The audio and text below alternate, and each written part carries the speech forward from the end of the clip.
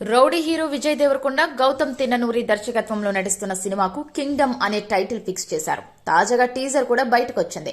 తెలుగులో ఈ టీజర్ కు Bollywood young tiger junior NTR voice over ఇచ్చారు. ఇక బాలీవుడ్ లో రణబీర్ కపూర్, కాలీవుడ్ లో సూర్య వాయిస్ ఓవర్ ఇచ్చారు.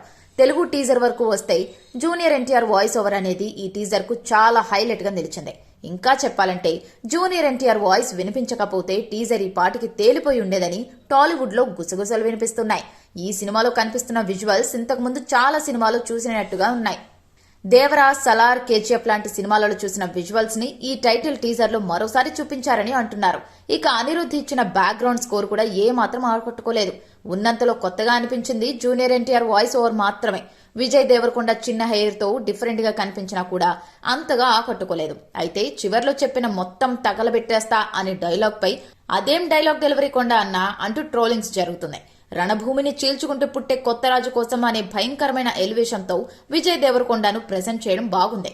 ఈ సినిమాను మే 30న ప్రపంచవ్యాప్తంగా రిలీజ్ చేస్తున్నారు.